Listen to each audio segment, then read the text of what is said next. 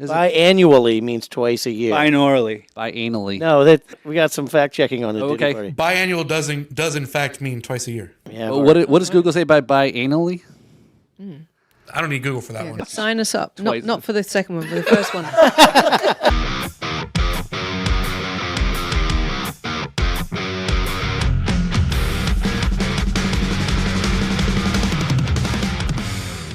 Hey, everybody, I am Kevin McLaughlin, and this is the Riffs and Rhythms Podcast, and I'm Paul Robertson. How you doing?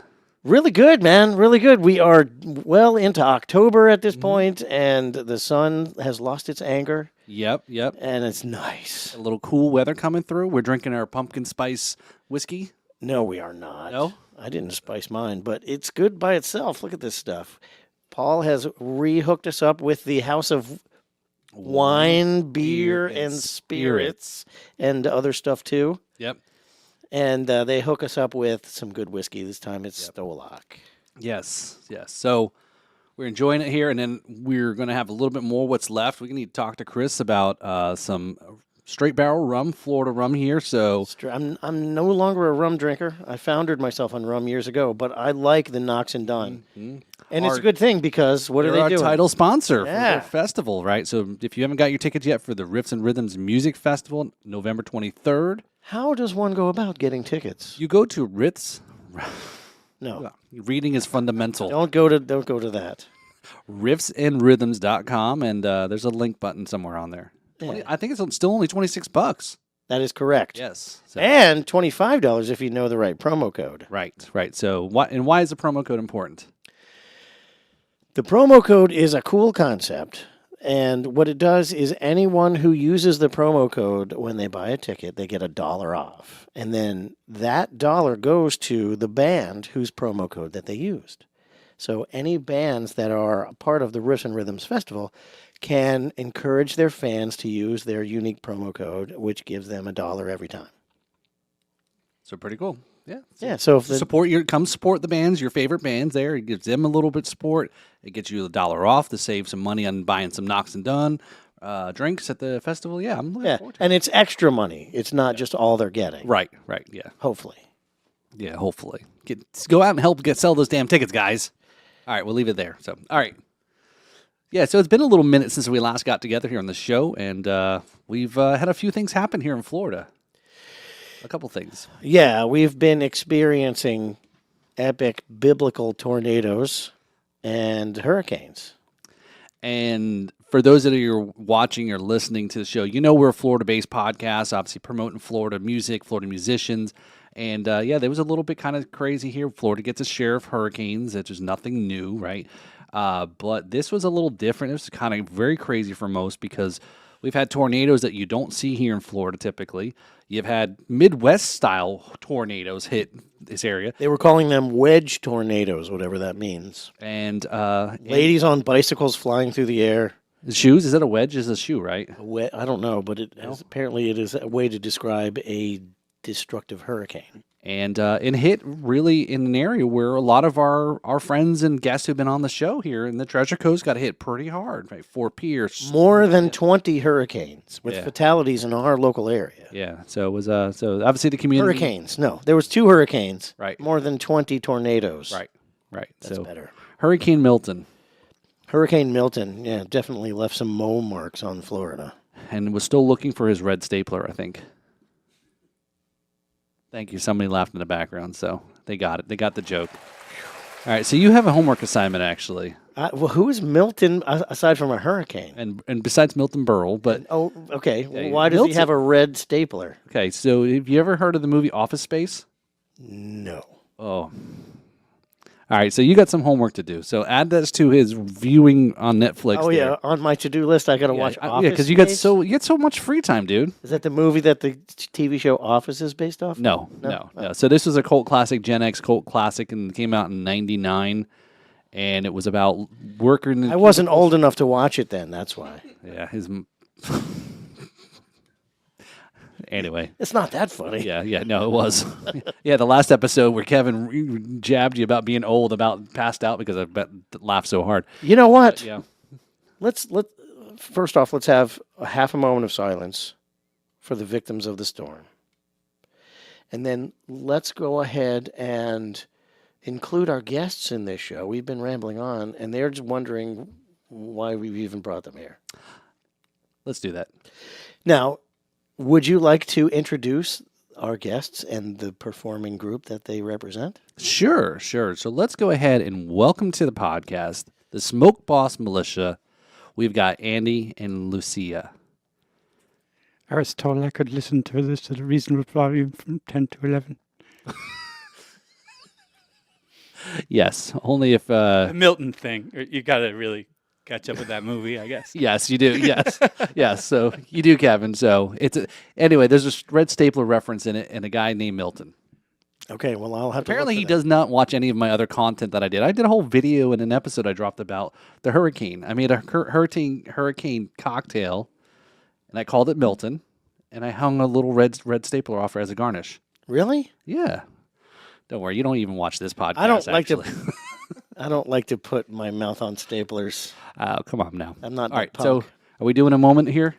We did it. We did the moment. Sorry. Okay. It was. Sorry. We did it. Okay. It was quick. Got it. Were you here the whole time? I told you I'm pretty tired, actually. You are. Yeah. So anyway, so thanks guys for coming to the show here. So yeah, we got again. I think Kevin and I were talking, and we talked a little bit before the show. Like, there's so much going on, and we know your guys' name, right? You guys have been out there for a while, right, and performing in the area. Just haven't got a chance to kind of catch you guys and so forth. So this is great because we're going to learn. We're going to get into the deepest, darkest secrets about the band. Yeah. There's a lot of them, too, that might not be enough for, a couple Hey, of shows. hey, if I have we to- need a whole web series. Yeah, and if I have to really. check the box and all say this. explicit, content, then we can do that. We can put this on our OnlyFans page, right? Or Patreon, right? Yeah. Only Kevin's. Feel free to speak the truth. And nothing but the truth, for so help you guys. So tell us, what is the Smoke Boss Militia all about? The Smoke Boss Militia basically is a band that we started actually exactly 3 years ago. I moved here to Florida from San Diego, California, and I hadn't been playing much. But before that, I had been doing punk rock music for many years. With some success. We did a lot of tours in Europe and whatnot. And anyway, did some punk rock. But the whole time I was doing punk rock, I'd been writing all these songs that just weren't punk rock songs. There were a couple that I was calling, I'd go to one of the guys in the band and like, yeah, that's whatever. I don't know what you're showing them. But anyway, I brought these songs to Florida and I started going to open mic nights where I met Lucia and some other folks, and I started bringing out these old songs that weren't punk, but were, and I wrote in, I wasn't, the motto of the Smoke Boss Militia is genre is the enemy. We don't have one trick pony, we try to ride all the ponies. So, we've got rock, but then we've got blues and country and some funky stuff, and just wherever the song took it, rather than just I'm going to write, this kind of song. I'm going to write a song and then figure out what it is later. So basically, Lucia and myself started the band. We started out just with anybody we could get, basically, and just started playing out. And we've gone through some different some different personnel comings. There's been about 100 people already in the band, I think. A lot of folks. But anyway, I guess I was showing Lucia these songs, and she was, yeah, these are good. So, we got excited about them, built a band around them, and decided we wanted to record them. So we made a record. And that came out in last December. We recorded it with Guy Gualtieri. Shout out to Guy. He's here he's Palm Beach Gardens, and he's one of the greatest engineers and just audio minds. He's got a master's from Berkeley School of Music, and he's just a genius. He's the greatest. Really, next time you're recording, look him up, because there's nobody even close around here as far as I'm concerned. But anyway, that's how the Smoke Boss Militia was born. Just starting from nothing and charging it, and we're just doing the best we can. But now we've got a lot of just super solid musicians that we're just loving having part of the thing. And we did a little mini tour in Lucia's home country of England, and also we did a show in Scotland as well. Just a little mini tour. The two of us and our lead guitar player, Greg Sherman, came and played a couple of shows with us, but that was fantastic and really just reminded me what a different world it is playing live in Europe as opposed to here.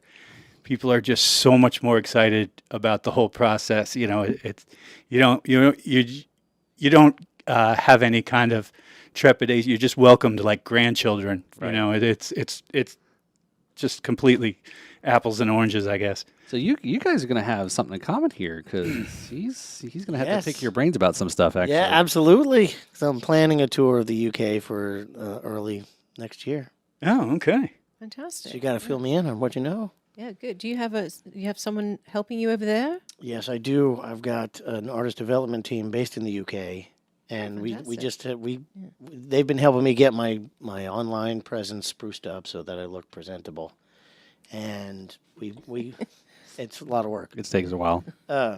And today we got I got my second win now. okay, good. He's lighting up now. He's starting to give it back to me. Good job. So we got the green light to start selling me to the different venues that she's got a list of them in mind. We'll see what we get. Great. But it'll So, be May Yeah. and end of May, beginning of June, somewhere around there. oh, cool. Fantastic. Yeah. So May was suggested because apparently it begins festival season in May there. Yep. There's a good, solid bunch of festivals that happen in the summer, and it's like here in being Florida, we're so used to everything happening in the winter. It's kind of like a nice compliment to have everything sort of at a different time. So we felt the summer was kind of pretty quiet here, so we went over there and we had it was a very kind of grassroots stuff, and we didn't have an agent or anything or booking someone that would help us with that. So we just approached a lot of places ourselves and ended up with a bunch of places that kind of worked out, geographically, except for one where we had to go all the way back to Liverpool to do a gig at a funny little place. Liverpool it wasn't really Liverpool. not was really it? Liverpool. It's near there. It was Suburbs of Liverpool. Yeah, but we had really a lot of fun time, and I hadn't been to Scotland for years, so it was really great to have a look around, and just a great reception from everybody, and plus I got to see my family. So Yeah, that was that's nice. a bonus, Yeah, right? very Yeah. nice. Must have been nice to go home. How long has it Yeah. been since you've moved from there? Well, I've been here for over 20 years actually, so yeah. Do you get to go home much? I go quite a bit, yeah, at least once a year. Okay. I've been lucky in the last few years, been going maybe twice or So we're originally in England. from London. Okay. Yeah. Okay. Yeah, so I've all my family there. I've got 2 sisters, 2 brothers, still, in fine fettle over there. So, yeah, it's nice to see them all. So what's the most interesting thing? Obviously, your family here. You live in the U.S. and here in Florida. That they, kind of find it interesting or unique about America. About coming here. Yeah. Well, when I first moved here, everyone wanted to go to all the Disney and all that stuff, and now they're kind of tired of it, which I'm really glad about. And they just come when it's really cold. Let's come over and sit by the pool, that kind of thing. It's warm for them, Yeah. not for us. Yeah, right. They don't quite realize how hot it gets in the summer. I keep telling them, don't come in the summer. Yeah, You'll fry out. Those Well, pasties. what is the weather like there? I've never been there. I have no idea. It could be actually anything. So I don't know what to tell you. It could be snowing, it could be raining, it could be sunny. She's a real Could big have a help, heat actually. wave. Yeah. Devin. I'm really not a very good source of it because I'm telling you actually the truth of what it could, it Yeah. could be anything. Yeah. All right. Well, because I always plan to travel light, but I never do because apparently my traveling light is not really light. Yeah, I have the same complaint. He had to carry the bag, so Wonderful. yeah. So you've been now a few years now together, and have been everyone in the Palm Beach County Treasure Coast area has been through this band at some point, I guess, as you've you said Most- hundreds of people, right? Is exaggerated a little bit, or Slightly, but we've had a lot of people come through, and you know, it's been fun, just sort of, Yeah. because everybody's, nobody's in less than 10 bands here, yeah, I know, I know. So scheduling's fun, and cat herding comes to mind, but it's just been really great. The people here have been really receptive to, we've had some great shows here, and we're looking forward to doing more. And we're actually very excited to announce that we're going to be re-releasing the record at the Atmos, the super deluxe version of Rise Again. Is Atmos, which we also just did with Guy, and I don't know if you guys know about this, but you can with Spotify and Apple Music, I think Spotify too. There are a couple of them now are letting you give them the Atmos mix, and what they can do is you have to listen on the headphones, but you get what's called a binaural mix, which is basically the Atmos mix, which is Dolby Atmos 7.1. When we mixed it, we had about 19 speakers in every angle, and it was fantastic. But anyway, it does its best to translate that to a stereo, to headphones, and it's incredible. It just sounds like you're surrounded by, like you're standing in the middle of the band. It's fantastic. Like a surround sound feeling. Surrounds, right? Yeah. But surround sound with more depth and more. You can really focus in. It doesn't become a surround mosh. It's really easy. You can just it's like you're looking around with your ears, and you can really hone in on the different instruments, and That's interesting. it's really cool. You can get like instruments to move around and stuff, like when there's like fiddle comes in and it's like circles around. Wow. It's like really cool. Right. Instead of panning left to right, you're Yeah. panning, Everywhere. 360 That's awesome. or no, So wait. So Whatever. all over the place. However many degrees a globe is, as opposed to a circle. 360. 360. Gotcha. I mean, a 360 circle's degrees on an 360 infinite degrees, amount but of then you're planes. talking like a Death Star, and you're standing in the middle. Yes, of the Death Star of music. That was the Okay. first round thing that came to my mind. Sorry, kind of a nerd. Sounds Is like it fully operational at this point? So when is that? When is that coming out? That's coming out on December 13th, which we're having a party at the Bamboo Room in Lake Worth to celebrate it, and we're gonna play a show and have a lot of fun. So come on out. There you go. Shameless plugs already. Way good. And what's long the did date of that show? That is Friday the 13th. Friday the 13th of December. Yes. Lucky for some. At the Bamboo Room. You get a free mask and knife. That's a lie, but Hockey mask. you're right. Hockey. Are you going to charge for those? Now, if you show up, you get in free. Right. To be dressed as Jason. Oh, okay. Friday the 13th. There we It's go. a costume party. I got lots of hockey masks at home. So let's talk about a little bit about the instruments you play. Because again, you've got a unique composure of the band and what you do, right? So as you said, you play. There's no boundaries on your genre. You play different styles and so forth. But you've got some instruments that are not typical of something like a rock, right? So let's talk about a little bit about that. Well, Lucia, why don't you tell them about your instruments? Because I just play guitar. Okay. Well, I play banjo, and I've been experimenting with different pickups and microphones and stuff. And I just found a really great little microphone that you can clip on the side, and it kind of picks up the sound, because there was a time when I was first doing it when they just like I couldn't really get a good sound, like a genuine sound. As soon as you electrified it, it would sound almost like a guitar. So, and it depends on the banjo too, of course. I mean, there are banjos and banjos. So, just experimenting with all that, and so I played banjo, and there's I play a dojo as well, which is like a resonator guitar body with a banjo head. Oh, wow. Yeah, and mandolin, and then we have John Ace, who's also bluegrass mandolin fiddle extraordinaire who plays, and We still can't figure out how we talked him into playing with us. He's just dyed in the wool. He's got a 200-year-old fiddle and dyed in the wool bluegrass guy, but he's really having fun, and he brings so much to it. When we first went in to record, Guy, our engineer, was like, "What? But we just kept throwing all these things in, and he's like, I'm like, just trust me. Wait till you hear it. Wait till you hear what I'm hearing in my head."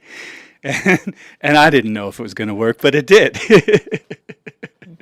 Awesome. It's fiddle players. Yeah, they're not as. I think we know like maybe a couple. That's about it. They are uncommon in these parts. Yeah. I know Patty's one. Patty King is always the top of mind guy, but there's a few. Yeah. There's a few. So all right. So we got fiddle, banjo, guitar. I'm going to kick you out of the studio if I don't hear something, and I want to hear what's left in the band. All right. Well, we got Bill. The first threat of violence, and he's already stuttering. Yeah. So far, I've heard he's nothing not but broken in guitars. yet. I've heard nothing I was but like, strings, wait a minute, I think I'm strings gonna so get my ass far. I went blank. Fishing for a particular instrument. Yeah, I'm fishing it. Do I need to spell it out? Bill Meredith plays the drums. I don't know if you guys know- You guys got to know Bill. You could stay. Yes. And he's you guys, I'm sure, know that Bill's one of the greatest drummers and percussion players there is. He's just fantastic, and really he came on pretty early and just really got what we were trying to do, and that was the key is having people come in and really get that we're trying to do it. We're not trying to reinvent the wheel, but we're not trying to roll on just the regular wheels either. Just we're trying to make it a little more interesting, put together some stuff that maybe people thought, well, how can that go together? I'm like, here, let me just play it for you, kind of thing. Okay. All right. Yeah. And then we've got Linda Kiley and Ed Spencer. Linda's a fantastic keyboard player. She plays in every band. I think you're not allowed to play in Southern Florida unless you have Linda play. I mean, she's absolutely fantastic. Very much in demand. Yeah. And her husband, Ed, is our bass man on the Thunderbroom. He's fantastic. And then we've got Greg Sherman on the lead guitar, the Telecaster extraordinaire. Yeah. He's got more Telecasters than, most people have teeth. Who am I leaving out? Yeah. That's Greg's just. Wait, are we talking about like a bluegrass level of teeth, or like a regular level of teeth? Yeah, there's normal teeth. Okay. right, yeah. City folk teeth. All right. Okay, city folk teeth. Now I'm in the right ballpark. We got to set the right. So now that it's just something that just comes to mind is just recently is I guess it's maybe recent and unfortunate, but again, there's always next year is. The Treasure Coast Blues Society, Battle of the Band. What do you call it? What is the International Blues Challenge? Thank you. Yeah, that thing. Oh yeah, I saw some clips from that. The Lunatics, who are friends of ours, were in that, and they were. And Jake Walden as well. Correct. Yep. Yeah. So every year, blues.org is based out of Memphis, and they run the blues. They run the Blues Hall of Fame in Memphis, and they have taken it upon themselves. Their mandate is to keep the blues alive. Right. And there are organizations under their umbrella all over the world. And so the International Blues Challenge is what I call, it's like the NFL playoffs of all the best unsigned blues bands on the planet. Very cool. And so every local organization picks a representative who wins to represent their area, and then they go to compete in Memphis. And it's awesome. There are bands from all over the world. Last year we got JP Soares was JP Soares has done it. Too, Yeah, right? Dave Scott has done it. Kevin McLaughlin's done it. Jake Walden's going to be doing it this year. Oh, cool. So I just bring it up as again if you're aware of that, something to kind of be put on the radar for. Yeah, no, we've got a couple of blues songs or quasi blues songs. I don't know if we're Well, we blues. Yeah. Yeah. But yeah, we On the edge of definitely give it a blues. shot next year. There's different, Yeah. different range. I mean, we went, Kevin performed, right? And there was a different range of blues, right? It was a very It wide. was a wide range, yeah. A lot of soul bands, a lot of blues rock bands, a lot of traditional blues bands. Cool. As long as it's blues inflected, it's good. I always hear about these things right after they happen. I'm like, Well, it happens every totally year. would have gone to that. What you want to do is you want to become a member of your local blues society. There's okay. one in South Florida. There's the Treasure Coast Blues Society. They're all over the world. Good to know. And they hold it in the coldest time of the year. Right, it's been freezing. Oh, Memphis, is Jesus. Memphis was cold last year. Oh, good. January 18th is typically the coldest day of the year, and it lived up to its name this year. All right. When we left Port St. Lucie, it was 67 degrees. When we got to Memphis, it was 7 degrees. Whoa. That's cold. It was cold. It was cold, and it was cold. It was cold. Yeah. So cold. Yes, it was very cold. Yes. Anyway, so Did we say it was cold? yeah, No. cold as a witch's. Yeah, that thing. Yeah. Of course, I stopped short at not saying tit, but I've been saying everything else, right? You're not supposed to say tit on a podcast like this, so don't say tit. Oh, Joe Rogan's gonna yell at us. Thought you said it was an adult. We're being sarcastic. Just like they always tell you, you're not supposed to look right into the camera. We're getting our guests are fact checking us here. Right. They're holding us to a standard. we've got Okay, yes. Speaking of fact checking, Yes. Okay. Hold on. Let's introduce here as our producer, off camera producer here, Devin. How you doing? Making a big deal out of just a small throwaway joke. I was just going to ask, was it cold? How cold was it? only while we were there. So we forgot to introduce our new producer here, Devin, host of the Ghost and the Ox. Does that say it right? Ghost on the Ox, yeah. Okay, podcast there. So check that out. So, but yeah, it was definitely cold. So where did we get off on that topic? There was talking about the band and then the blues. Talking again. So we're trying to turn this Hold on. bluegrass band into a blues band. Yes. for some Well, it is reason. blue in a word at least, right? So okay. So I lost count at like 4 names here. So all right, what are we at? 6? I'm going to have to use the old digits here. Okay, as long as you don't have to go to myself, 11.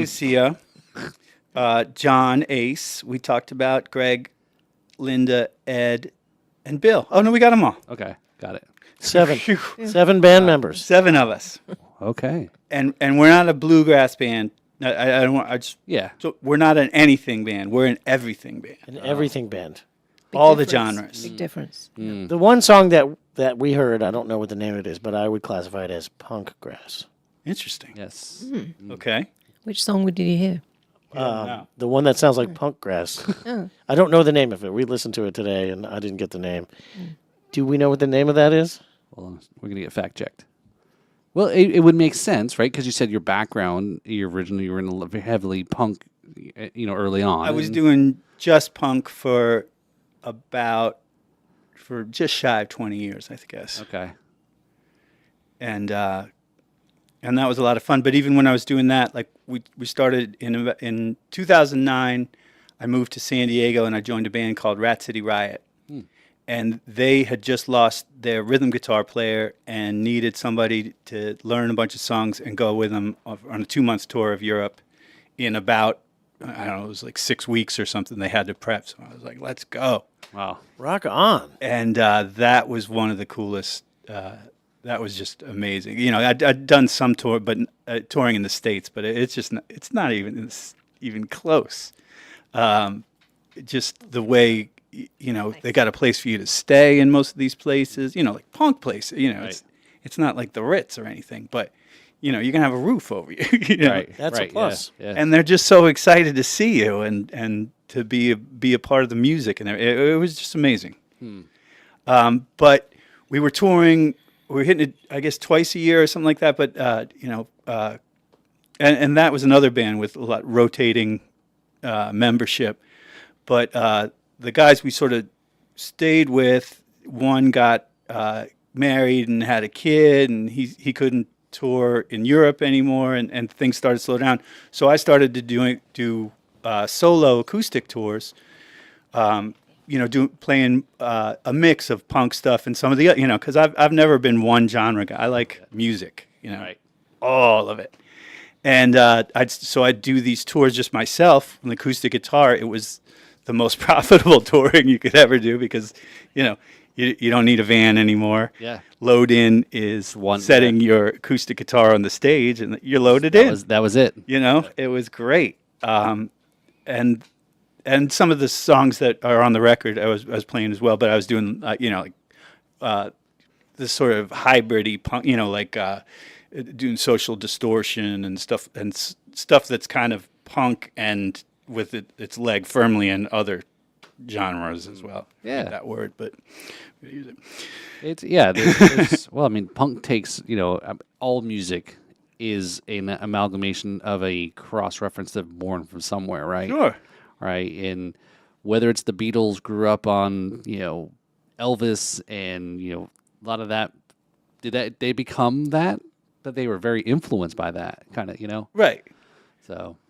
Well, right. I mean, it's just and the further you move into history, the more influences there are, Oh, yeah, yeah. Coming up with the Beatles, there was, a certain amount of stuff that was available. And, a lot of that was blues and Elvis and things like that. And that's something that I talk a lot on the Drums and Rums podcast is like with drummers, like, that some that may not know the history and say, yeah, I'm a so-and-so fan or influence or whatever. It's like, yeah, but that means you also were really influenced by this guy here. Right. Right. And big band maybe or jazz or whatnot. And it's like, oh, John Bonham. Everyone says John Bonham, right? Well, who was he influenced by, right? So, Right. Who was he influenced by? Okay, my brain just went out again there. So actually, no, hold on. Thunderstorms. Hold on. We have I'm serious. I've never heard anybody talk about John Bonham's influences. I'm drawing a blank here. Was it a drummer that was a contemporary or like far before his He goes time? back. Devin's going to look it up for you. Gene Krupa or Gene Krupa, Yeah, something. He's got some of the influence there. There's one name in particular that I'm. Keith Moon, maybe Buddy Rich? No. Mitch Mitchell. No. Yeah. Well, but they were all contemporaries, though. Well, One was contemporaries. But they were a few years before him, right? Well, when John Bonham was getting his style together, it was the late 60s, early 60s maybe. Who was the biggest drummer in the 50s? Well, yeah, Buddy Rich, Krupa. You got it, Devin? Well, my very, very quick research, I found an article that says John Bonham's 5 favorite drummers of all time. Okay. Is that what 5 we're looking favorite for? drummers? Gene Krupa, Oh, hello. Ginger Baker, Ginger Baker. That's Buddy Rich, Buddy Rich. That was the name I couldn't think of. Max Roach, Max Roach. Keith Moon. Yes. Who What was the last Keith one? Moon. Okay. Ah, so all the names He's plus got a his few own more. couple of favorites. Okay. Yeah. So yeah, Max Roach. Yeah. I totally forgot about Max Roach. Right. I think I saw him in the corner somewhere in here. Yeah, it was big in the 80s. Max Roach room. You can check in, but you can't check out. Yep. I'm just joking. See, it's like there's roaches That's in the here. Hotel Just give me California. this look like shit. There's bugs in here. Oh, didn't tell me about that. No, they used to be here, but She's not fond of Yes. bugs. Ah, okay, No, gotcha. Anything with 6 legs. No. So yeah, okay. So we've got a little segment here talking about the Tales from the Road. Obviously, you guys have toured here in the UK, so I'm sure there's got to be some really good stories here. So who wants to take a shot at this first? So Lucia, do you got the Tales from the Road story? Oh gosh. Well, I was actually shocked at how often I left something on a train or was about to leave something on a train, like a vital piece of equipment, and somebody was like, "What's that bag?" Oh shit! Rush. I mean, the things that happen. Somebody, no, I can't imagine who that would have been. I left my suit, my thing right in the middle of the airport. I thought, oh, there's a buffet, right? I left my. I mean, this happened like 3 times. I don't know how we've made it over there in one piece because I kept forgetting things everywhere. Terrible. I mean, if it wasn't attached to my body, definitely the head would be left. Weapons checks are important Yeah. on the road. You Yeah, I gotta guess know where all your stuff is at all times. That was the scare. Actually, to me, that was the scariest. Yeah, that's got to be thing. kind of. Yeah, I mean, I guess probably some good tips for Kevin, right? Is traveling with music gear, right? Mm-hmm. So trying to get that through or check baggage or whatnot, right? You a little concerned about that? I'm doing an acoustic tour as well, so it's going to be my guitar and my shoes. That's pretty much it. Oh, okay. That's good. Yeah. Maybe I'll wear some pants. We had great Hey, luck. that'll make you get through the checkpoint, security It checkpoint, takes really quick. well. It takes longer when you have your pants on because they got to, they have to actually search you. I bet you're looking forward to that. Indeed. I invested in just a tip for you. I invested in an SKB case for my acoustic guitar. Yeah, definitely going to do did that with great. the ATA latches. And, Yeah, it was because fantastic. I've looked out the window while the baggage claim played volleyball with a 58 Les Pauls. Wasn't it cool?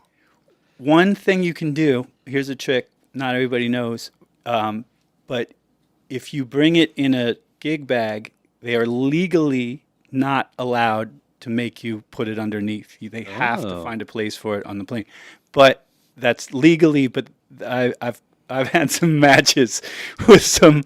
Well, I won't say how long ago, but a long time ago, I used to travel a lot with my guitar in a gig bag, and I got a lot of resistance. It was at every stage, like the sky caps would be like, "Sir, you need to check. No, you can't bring that on the plane." Okay, no worries. You're gonna have to. No worries.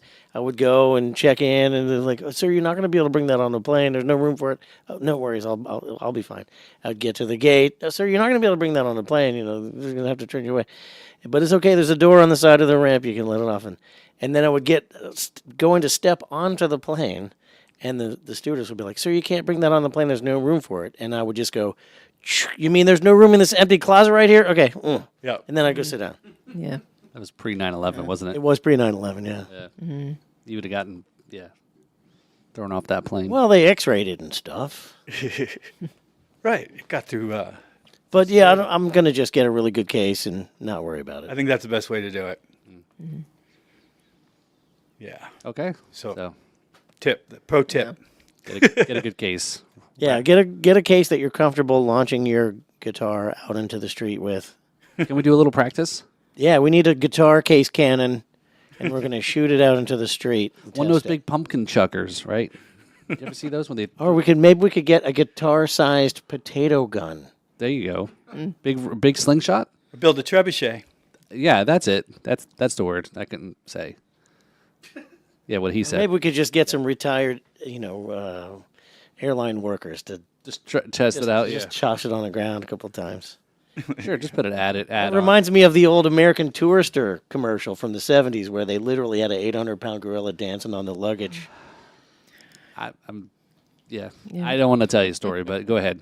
So Well, Andy was always like saying, "Oh, you don't know what life on the road's really like. You should be sleeping in vans and like having your gear stolen and stuff like that." It didn't work. It was welcome to life on the road, I'd say. And then we'd end up, her wonderful relatives were putting us up left and right, and we were I was like, this isn't what it's like, though. you should have told him to sleep out on the stoop, right? It's like, Right. oh, you want a rough? All Okay. right, I know, right? Okay, I've got points at the Hilton, whatever. So Yeah, he's from fine. a You punk. go and live it rough. I'll be here. Right. Yeah, he's Just from go a sleep punk at the- band, so he's used to like fighting Yeah, over yeah. a park bench with his. You go sleep in the pub. I'm sleeping on the couch Yeah. cushion, not you. No, I had to sleep on my guitar so they wouldn't steal it. And Right. all this story. Literally. But yeah, it wasn't. We had a very, very, very plush tour this time. Living the life. Good deal. It was nice. You're not in your 20s I anymore. don't have any relatives in the UK. Not a one. Well, maybe one. That you don't know about yet. No, I've all of my ancestors are Irish, but I believe my cousin Emma lives in London, but I haven't talked to her in forever. So Are you playing in London? the plan is to have the last show of the tour be with a backing band in London. Oh, right. So I'm looking. If you know any good blues bands in London, let me know. Well, will rustle around and see what I can find. I'm going to find some local musicians to just a bass player and a guitarist. Maybe Yeah. could help. Yeah, There you go. absolutely. Yeah. Making connections on the Riffs and Rhythms podcast. Yes, as long as they don't suck, I'll be happy. So, where are the couple places you guys play here normally? What's your normal haunts? Well, we started at the Brew House, Okay. the Brew House Gallery down in Lake Park, and we've been doing pretty much whatever we can get. We don't have a manager, and if there's anybody who books bands who's watching this, we'd sure love to talk to you because much as we love it, And as good as we are at it, it might be great to have somebody who wasn't in the band, Yeah. Typically, that's how it works best. But we've just been catching as catch can. We did Clematis by Night. A couple of trying to get some more amphitheaters things. I'm new to the whole playing for people while they're eating thing, and I really can't get used to that. I'm not, we're not turning down gigs anywhere, but yeah, finish your meal and then let's do the show. Right. I understand it's Florida, people are older, crack it all in, but I just always felt like, if I'm competing with their entree, I'm going to lose every time, because if they love it, they love it. If they hate it, they're going to spend the whole time trying to send it back, right? Yeah. So, but and the Smoke Boss Militia, we're trying to give them a high energy show. It's more exciting than Background. Yeah. Background. Right. Background noise. Right. Yeah. I can imagine it's we culture want your shock attention. coming from high energy punk to dinner music. Yeah, it's a little different. You guys should start kicking tables over. That'd be great. Oh, Get people's attention. Do the old tablecloth. just ask everybody who's unsatisfied with your meal. All right. What are some of the other places we played? We played the Canyon Amphitheatre Right in in Boynton Boynton. Beach. Okay. Yeah. So but you guys had played. It used to be open. And I know it got renamed to something else. Vintage, right? Right. Yep. We played there a bunch. That's local. Yep. Local. Right. Yeah, with David Marquez, the owner. Right, David was the owner of The Vintage. previous, Yeah. He previous passed owner. it on. Yeah, I know it's changed. Yeah. Yeah. Yeah. So, But yeah, we're basically catch as catch can. And the other reason I'm looking for the manager is because we've gotten to a certain level, and we're Lucia's actually kind of taken over and is doing great guns. Getting in touch with people aren't even getting back to me. So shame on you if you're watching this and you got an email from me that you didn't answer. I'm You telling mean you, it's a great show. You mean there's talent buyers who don't respond to emails? I know it's a shock, but I'm going to explode the lid off this right now. hey, I responded to your email. You did, but a lot of these guys who are booking, and guys and girls who are booking these places, I know they're busy. I get it, but Right. we're just doing the best we can.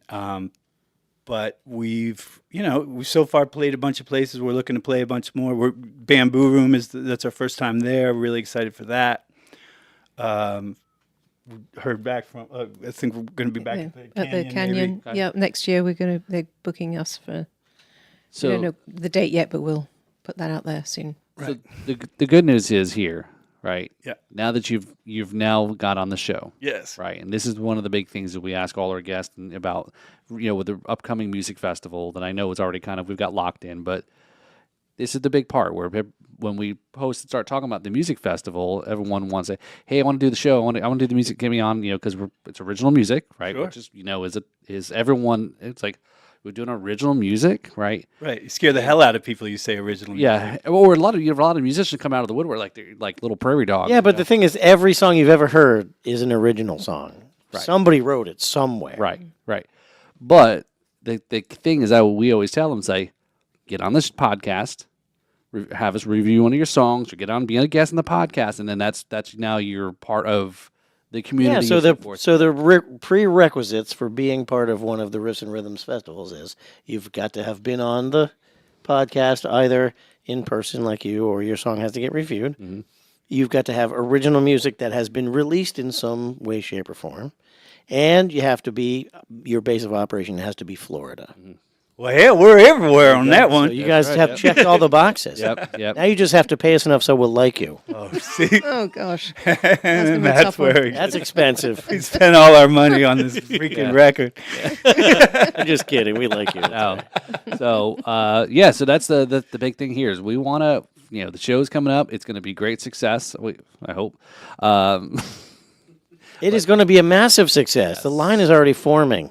So we're hoping and planning to have maybe a yearly or maybe one in the spring. What do they call it? 6 months? Biannually. Biannually. Is it biannually? Biannually means twice a year. Binaurally. Biannually. No, does it identify as biannual? Twice a year? Is that the deal? Does that mean every 2 years?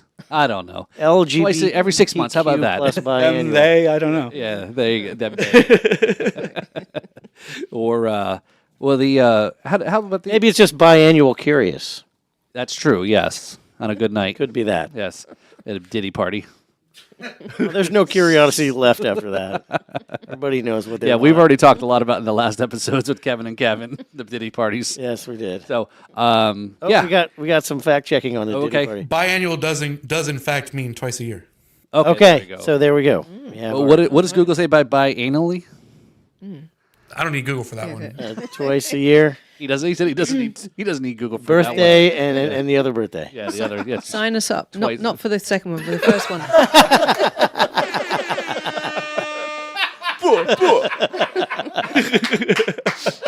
And that's what she said. Oh man, now we're starting to get warmed up here now for sure. Yes. We're not even drinking the whiskey. I know. Well, I yeah, know, yeah, she's drinking water and getting like that. exactly. So, all right. Whatever So it is you gave me. Yeah, it looks like water, doesn't it's it? vodka. Tastes good. Rohypnol. So before we start wrapping up here, all right. So Andy is you got an MVP, House of Wine, Beer and Spirits MVP of the week. Well, yeah, we'll flip it around here. So so what you put you on the hot seat now. So who's somebody who inspired you, or kind of is a big supporter to help you? Just somebody a shout out. This is a shout out of somebody or some whatever. Well, I kind of already talked about him, but I think I should just tell everybody what an amazing influence and guide and engineer that Guy Gualtieri is. I mean, I've recorded a lot of records, and this is the first one that I like, but I'm super proud of this record. It's songs I wrote over 20 or 30 years or something like that. It's called Rise Again, by the way. Yes. Thank you. There you The go. album is called Rise Again. And I just don't think it would have been anywhere near as good as it came out without Guy Gualtieri's participation. That guy's really something else. So if you're going to record something, check him out. Okay. Is he affiliated with a particular studio? He is his own thing. It's Gual music. Isn't Gual Music, right? Yeah. Oh, does he have his own studio? Kind of. He's got half a studio in his house, and what he does is he does the drums and he'll come and turn your house into a studio for the live room Okay. kind of stuff, and then when you get into just individual instruments or vocals or stuff, then you go to Guys, so he doesn't have to haul all the gear around and everything. Okay. But he's just I just can't say enough about what a great experience the whole thing it has been, just recording and working with Guy. Okay. Guy Gualtieri. MVP. All right. There we go. Gualtieri. Okay. There's our MVP of the week. All right, man. Very cool. So speaking of MVPs, we need to give some shout outs to our own sponsors. That's right. That's right. We've been talking about the House of Wine, beer, and spirits. Beer, and Spirits, which they're there. They are a trusted colleague and providers of supplier our the nectar of the gods. And and we've got Knox and Dunn. That's right. Or is the title sponsor of our event. Yep. We have multiple sponsors aside from that. Yep. We have, starting from the sound and lights, we've got That's it. Thunder House Sound, bringing in some thunderous house sound. Yep. We've got Freya Neal with her permanent makeup business as a riff maker sponsor. Mm-hmm. Is that right, riff maker? Am I using the correct technology? I think you are, because I noticed the rhythm was the bottom level. I appreciate Rhythm maker. Rhythm, what is it? Anyway, so she's a sponsor. She's a sponsor. And we've also got, who else do we have as sponsor? It's Seven Sky imported exported spirits. They are based in Tampa. They are importers of and export of spirits as well. They're another distributor company here on the West Coast there, so big supporters of them. They were one of my big rum friends too, so they put on the Tampa Bay rum festivals as well, so that'll be something we'll have to get on the calendar for next year. Got a big, very busy rum calendar coming up here, so I may You poor thing. may or may not include you on some of this if you're interested. What do I have to put out again? This time you have to be at least look happy about it. So we've got some other sponsors there. No. So we've got Budget Graphics out of Port St. Lucie. Yep, They're doing our they're printing the things that our other our logo sponsorship, all of our logo design and all that stuff is done by JNC TV. Mm-hmm. Yep. You got Backbeats and Spirits Media there, being part of that as well. You got Absolutely, yeah. You the, got the B3 Podcast Network, right? Yep, and KMB Productions. I forgot. KMB Star Productions. There you go. Yeah. We've also got Ghost on the Ox, who's sponsoring the podcast itself. That's right. I guess I am. Hey, there you go. Well, welcome aboard. We'll send you the bill. And yeah, absolutely. Yeah, that makes sense. So so you know what? We need to get a new bottle of some of our Knox. Oh, you can finish off the. But actually, we got some good fucking bourbon over we here. got some good fucking bourbon right here. There. So let's we'll wrap this show up here and. Hey, you guys, we got more to talk about here. We got more to drink. Would you guys like to come back next week? We'd love to. Oh, Absolutely. cool. And let's have a good fucking time. And let's get this done. So thanks for coming on, guys. So Cheers. Cheers. Yeah. All right. Cheers. Brilliant. So- Yeah. Thanks, Cheers. everybody. Cheers. Sorry, I keep forgetting we're being filmed as well. That's right. So again, this is the. We'll cut that part out there. Would you like to try this again? Take two. Would you pour yourself? We gotta wrap the show here. You just do the outro. We're gonna put the ending at the end. Well, that's what they usually want. that needs to All stay right, in. so let's. That needs to stay in. All right, yeah. If I don't put the ending in, we can just do this forever. No. So hey, everybody. Thank you for listening. I am the Kevin McLaughlin, and this is the Riffs and Rhythms Podcast. I'm Paul Robertson. Thank you for joining us and listening and support the podcast, please. Cheers.